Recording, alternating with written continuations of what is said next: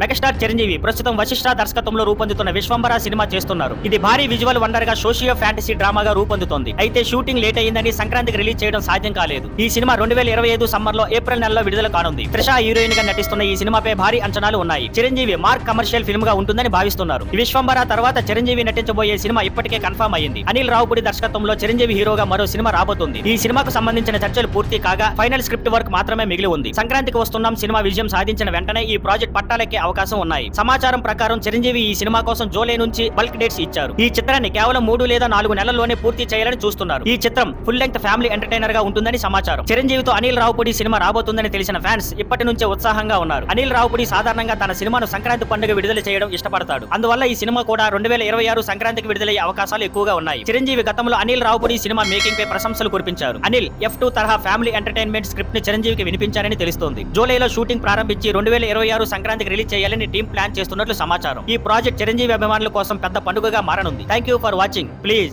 Like, share and subscribe.